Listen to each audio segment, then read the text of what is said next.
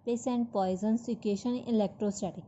Electric field and electric potential ਦੇ ਵਿੱਚ ਆਪਣੇ ਕੋਲ ਰਿਲੇਸ਼ਨ ਹੈਗਾ E vector is equals to minus del vector into B. B ਆਪਣੇ ਕੋਲ ਇਲੈਕਟ੍ਰਿਕ ਪੋਟੈਂਸ਼ੀਅਲ ਹੈ, ਉਹ ਸਕੇਲਰ ਫੰਕਸ਼ਨ ਹੈ ਸਪੇਸ ਕੋਆਰਡੀਨੇਟਸ ਦਾ।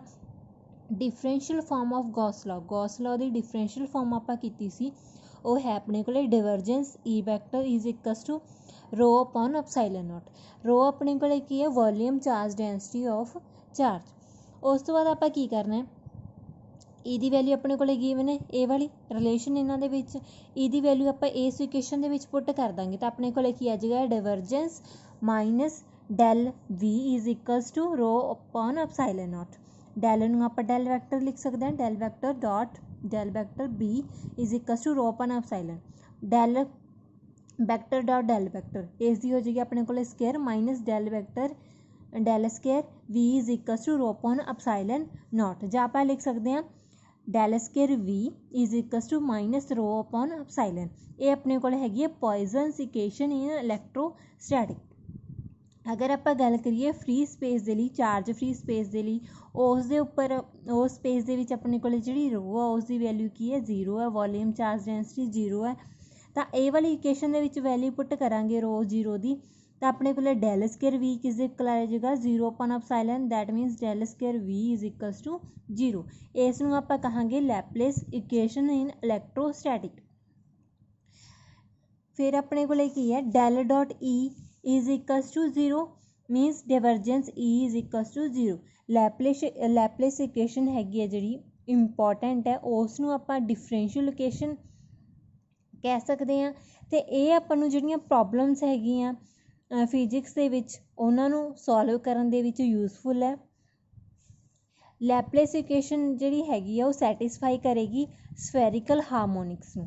ਹੁਣ ਸਪੋਜ਼ ਤੁਹਾਡੇ ਕੋਲ ਕੋਈ ਵੀ ਫੰਕਸ਼ਨ ਦਿੱਤਾ ਹੋਇਆ ਫਾਈ, ਜਿਵੇਂ ਇਹ ਵਾਲੀ ਪ੍ਰੋਬਲਮ ਦੇ ਵਿੱਚ ਫਾਈ ਫੰਕਸ਼ਨ ਦੇ ਰੱਖਿਆ, phi is equals to X square minus Y square plus Z. Satisfy Laplace equation ਆਪਾਂ ਪ੍ਰੂਵ ਕਰਨਾ, ਸ਼ੋ ਕਰਨਾ ਵੀ ਜਿਹੜਾ ਇਹ ਫੰਕਸ਼ਨ ਹੈ ਫਾਈ ਲੈਪਲੇਸ ਇਕੁਏਸ਼ਨ ਨੂੰ ਕੀ ਕਰ ਰਿਹਾ ਹੈ, ਸੈਟਿਸਫਾਈ ਕਰ ਰਿਹਾ। ਇਹ ਕਰਨ ਦੇ ਲਈ ਹੁਣ ਆਪਣੇ ਕੋਲ del square V is equals to 0 ਹੈ, ਇੱਥੇ ਆਪਣੇ ਕੋਲ ਫੰਕਸ਼ਨ ਫਾਈ ਹੈ, ਤਾਂ ਆਪਾਂ ਕੀ ਲਿਖ ਸਕਦੇ ਹਾਂ, del square phi is equals to 0। Del square ਦੀ ਵੈਲਿਊ ਪੁੱਟ ਕਰਾਂਗੇ, curl square upon curl x square plus curl square upon curl y square plus curl square upon curl z square into phi ਵਾਲੀ value x square minus Y square plus z is equals to 0। ਉਸ ਤੋਂ ਬਾਅਦ ਆਪਾਂ ਕੀ ਹੈ, ਅਲੱਗ ਅਲੱਗ ਜਦੋਂ ਕਰਕੇ ਲਿਖਾਂਗੇ ਤਾਂ ਆਪਣੇ ਕੋਲ ਕਰਲ ਸਕੇਅਰ ਫਾਈ ਅਪੋਨ ਕਰਲ ਐਕਸ ਸਕੇਅਰ ਬਣ ਜਾਏਗਾ। ਉਹ ਡੈਰੀਵੇਟਿਵ ਆਪਾਂ ਫਾਈਂਡ ਆਊਟ ਕਰਾਂਗੇ। ਪਹਿਲਾਂ ਫਸਟ ਡੈਰੀਵੇਟਿਵ ਕਰਨਾ ਹੈਗਾ ਵਿਦ ਰਿਸਪੈਕਟ ਟੂ ਐਕਸ, ਕੀ ਆ ਜਾਏਗਾ ਆਪਣੇ ਕੋਲ 2x। ਸੈਕਿੰਡ ਡੈਰੀਵੇਟਿਵ ਕਰਾਂਗੇ ਵੈਲਿਊ 2 ਆ ਜਾਏਗੀ।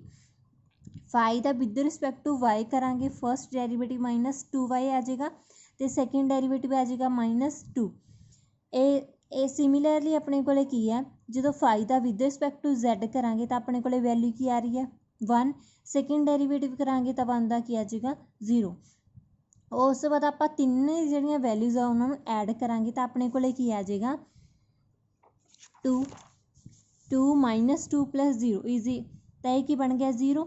That means del square phi is equal ਹੈ 0 ਦੇ। ਤਾਂ ਇੱਥੋਂ ਆਪਾਂ ਪ੍ਰੂਵ ਕਰ ਸਕਦੇ ਹਾਂ, ਸ਼ੋ ਕਰ ਸਕਦੇ ਹਾਂ ਜਿਹੜਾ ਫੰਕਸ਼ਨ ਆਪਾਂ ਨੂੰ ਦਿੱਤਾ ਹੋਇਆ ਫਾਈ ਉਹ ਸੈਟਿਸਫਾਈ ਕਰੇਗਾ ਲੈਪਲੇਸ ਇਕੁਏਸ਼ਨ ਨੂੰ। ਸਿਮਿਲਰਲੀ ਆਪਣੇ ਕੋਲ ਕੋਈ ਵੀ ਅਗਰ ਫੰਕਸ਼ਨ ਦਿੱਤਾ ਹੋਇਆ ਫਾਈ ਦੀ ਜਗ੍ਹਾ 'ਤੇ ਕੁਛ ਵੀ ਹੋਰ ਹੋ ਸਕਦਾ ਹੈ, ਅਗਰ ਲਿਖੇ ਸੈਟਿਸਫਾਈ ਲੈਪਲੇਸ ਇਕੁਏਸ਼ਨ ਤਾਂ ਆਪਾਂ ਕੀ ਕਰਨਾ, del square phi is equals to 0। ਕੋਈ ਵੀ ਫੰਕਸ਼ਨ ਦਾ ਅਗਰ ਡੈਲ ਸਕੇਅਰ ਕਰਾਂਗੇ ਉਹ ਕਿਸ ਦੇ ਇਕੁਅਲ ਆਉਣਾ ਚਾਹੀਦਾ ਹੈ 0 ਦੇ, ਤਾਂ ਇਹ ਸ਼ੋ ਹੋ ਜਾਏਗਾ ਵੀ ਇਹ ਲੈਪਲੇਸ ਇਕੁਏਸ਼ਨ ਹੈਗੀ ਹੈ ਜਿਹੜੀ ਉਸ ਨੂੰ ਸੈਟਿਸਫਾਈ ਕਰ ਰਹੀ ਹੈ।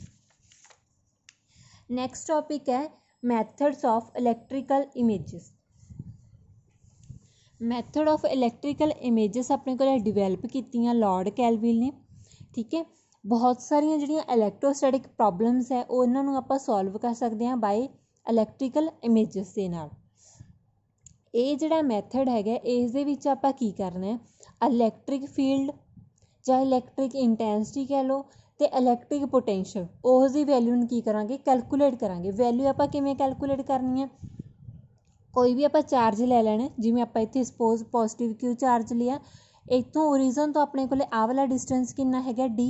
ਇਸ ਨੂੰ ਆਪਾਂ ਅਗਰ XYZ ਤਿੰਨੋਂ ਕੋਆਰਡੀਨੇਟ ਲਏ ਹੈ ਤਾਂ ਇਸ ਨੂੰ ਆਪਾਂ ਐਕਸਪ੍ਰੈਸ ਕਰ ਸਕਦੇ ਹਾਂ ਕਿਊ ਨੂੰ d 0 0। ਹੁਣ ਆਪਾਂ ਇੱਕ ਕੀ ਲੈਣੀ ਹੈ, ਇਨਫਾਈਨਾਈਟ शीट ਲੈਣੀ ਹੈ। ਇਨਫਾਈਨਾਈਟ शीट ਹੈ, अगर ये चार्ज अपने को पॉजिटिव है तो इंड्यूस्ड हो जाएगा चार्ज शीट के उपर। हुण सपोज अगर नैगेटिव चार्ज इसके उपर इंड्यूस हो गया तो आपां की करना है, ये नैगेटिव चार्ज है जिहड़ा इसनूं की कर दांगे, अर्थ कर दांगे। अर्थ करन दे नाल अपने कोल जिहड़ी इत्थे पोटेंशियल दी वैल्यू की आ जाएगी, 0 आ जाएगी। फिर आपां जिहड़ी इनफाइनाइट शीट है उसनूं हटा देना है।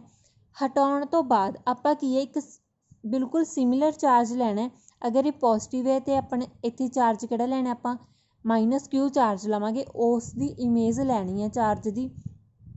तो फिर आपां ये वाला चार्ज रख के की करना है, फिर आ वाली लाइन के उपर पोटेंशियल की वैल्यू फाइंड आउट करांगे। अगर ये पहला अपने को इनफाइनाइट शीट रखी सी, पोटेंशियल की सीगा 0। हुण जदों आपां शीट नूं हटा दांगे दैन अपने को की है, इलैक्ट्रिकल इमेज आ गई, चार्ज की इमेज आ गई। तो आपां की करना है, फिर इत्थे पोटेंशियल की वैल्यू कैलकुलेट करांगे। पोटेंशियल फिर अपने को की आ रहा है, V=0 आ रहा है।